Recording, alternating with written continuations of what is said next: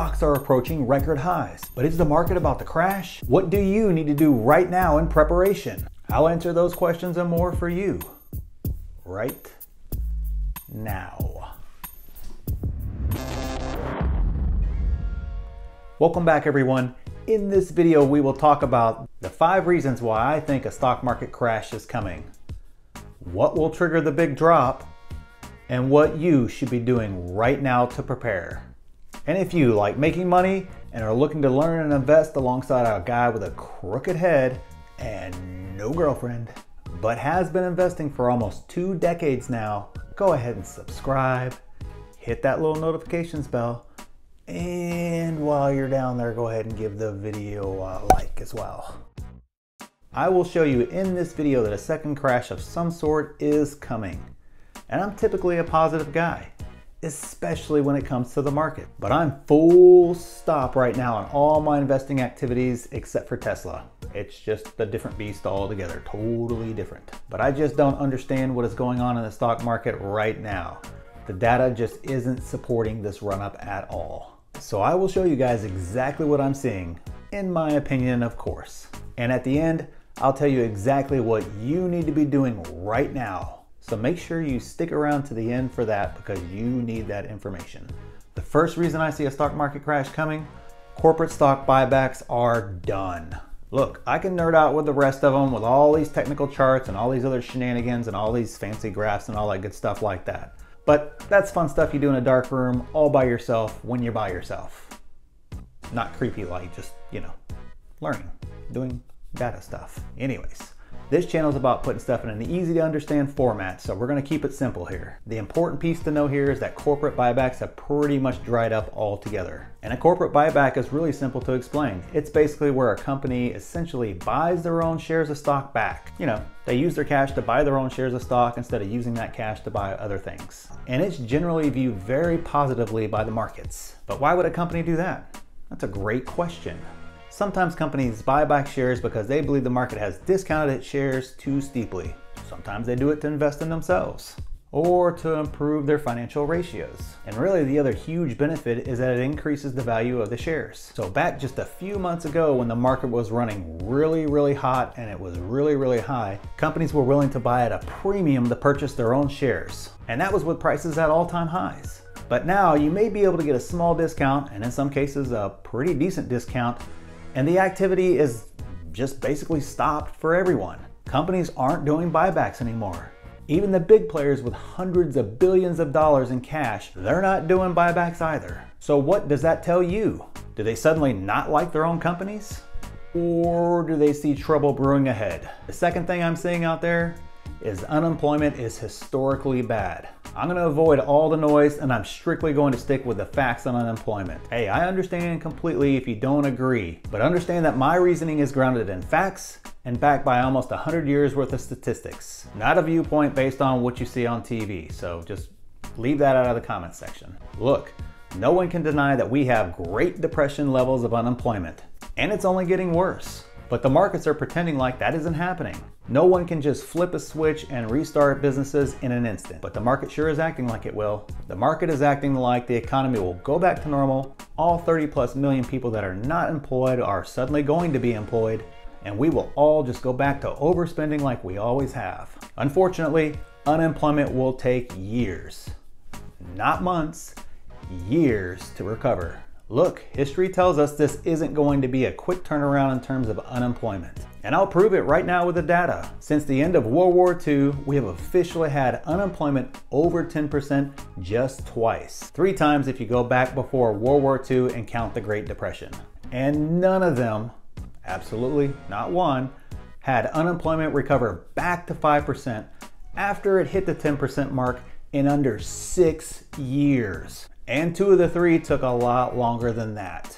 So in the history of our country, during modern times, past 100 years, when unemployment gets over 10%, it takes 6 years or more to get back down to what is considered a normal unemployment rate, which is, 5%. I think the Fed offers up like 4.5% to 3.5%. Whatever, I'll just use 5%, we'll go high. But given that in the past it's taken 6 years at a minimum, but now it's magically going to happen in just a few months, Come on, that's fairy tale land at its finest. The data says otherwise. The third indication that a stock market crash is coming is the Warren Buffett indicator. All right, look, we can debate whether it's an accurate measure or not, but it is trying to say something when it's at its highest level ever, meaning that the stock market has never been more expensive. Nothing screams the crash is imminent like stocks being the most expensive they have ever been in a current market where every tangible piece of data is historically bad. But the market is more expensive than it has ever been according to this indicator. I think we can at least all agree that's at least a red flag, but that's just a metric. So it's not indicative of what Warren Buffett is doing right now, right?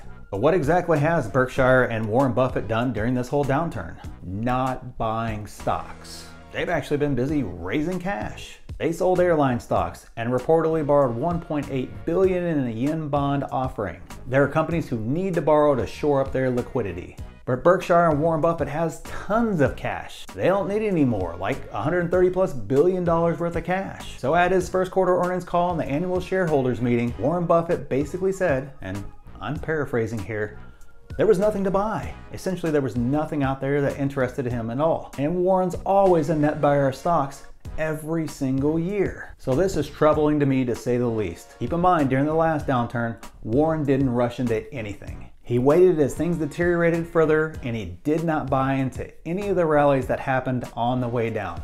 In the end, he bought stocks at a huge discount and made billions. Long story short on this whole thing, he didn't buy stocks on the dip. He instead raised more cash. What does that say? So who is buying right now and running up the market? I can't seem to figure this one out. Where are all the major bulls out there, and what are they buying? Now, I haven't heard anybody come out and say that they're not long-term bulls on the US market, but what are they saying about the current market right now as it stands? We covered Warren Buffett earlier. He's not buying. What about David Tepper? He's a massive bull. He said the market is the most overvalued he's seen ever aside from 1999. Think about that for a second. So nope, I don't think he's buying. What about Stanley Druckenmiller? Cool last name, by the way. Used to be a pro football player that had that same last name, and he was one of my favorite players for no reason other than he had a cool last name. Sorry, way off track here. He said just this week that the risk reward is the worst he's seen in his career. Need more examples? I'll give them to you. Paul Tudor Jones, another guy with a cool name. He has serious doubts about this rally, and he's hedging with gold and Bitcoin. Remember, these guys are all billionaire investors and subscribers to my channel, I'm pretty sure. So make sure you subscribe and like the videos as well so you can be like the billionaires. I want to be a billionaire one day, so I did it too. Yeah, I like my own videos, I'm sorry. Every like counts. Anyways, these guys are billionaires, and they are not short seller billionaires. They are market bulls, and they are down on this rally. These guys got stupid rich trading in these markets. Think they are all wrong and we are right? I know I'm not nearly as smart, so when they speak, I listen. So what will trigger the next major sell-off? So I believe we will see another crash or retesting of the lows like we experienced in mid-March or so. And in my opinion, there are three things that create a catalyst for another crash. It can still crash without one of these three, but look out below if any of these do happen. The first, a failed reopening. If we reopen and have to shut down again, that will cause massive amounts of money to flee the markets. Unfortunately, in this type of situation, it would mean starting all over again. The current market rally is based around a successful reopening of the economy. And it's based not only on the economy reopening, but it's based on it growing quickly and things economically going back to normal like they were, so businesses back to usual in short order.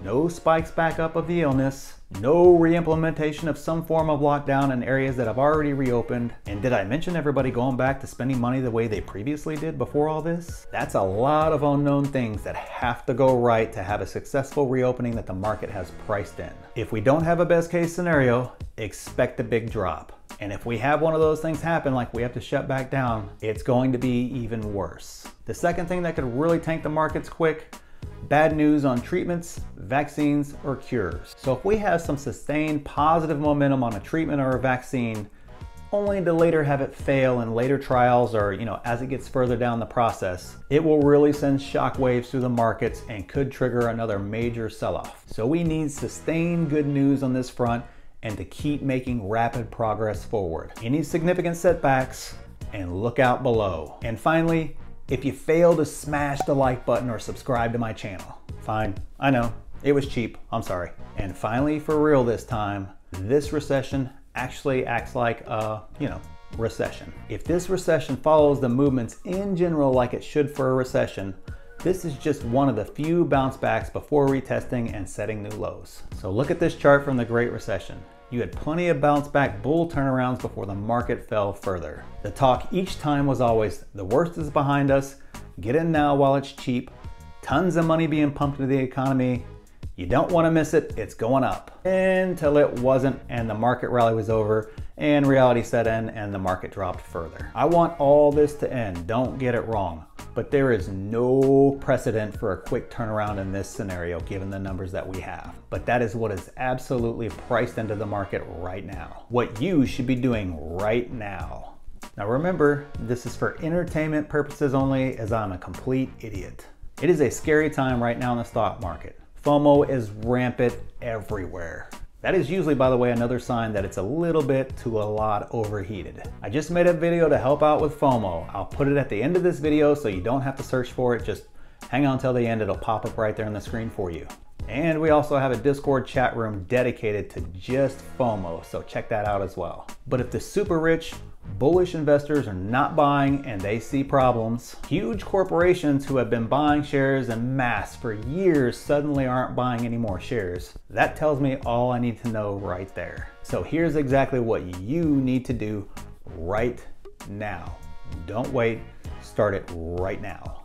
You need to create your plan in case things crash. Do not wait until the stock market drops to create a plan. You will make that plan based on emotion, not solid fundamentals, and therefore your plan is going to suck and you're just going to make poor decisions. So you guys need to start developing your plan right now before it all comes down again. Decide if you're going to hold through the dip, pull more cash and wait and see, or buy whenever you see more opportunities, or if you're going to sell and try to time the bottom. Good luck with that, by the way, but at least have a plan if that's what you're going to do. Maybe you're planning to take some profits on some of your more frothier investments, and then use that cash to expand some of your other positions when it goes down. No matter what you choose to do, create a plan with real numbers, your buy and sell points, and just be ready. Do your studying, put in the work and the research, and be prepared. It may not drop, it may not, but if it did, you will be prepared for it. Don't try to be lucky. Luck is just where opportunity meets preparation, so be prepared. So the next thing you need to do is click this video right here to get help with FOMO so you can create a great plan. Thanks.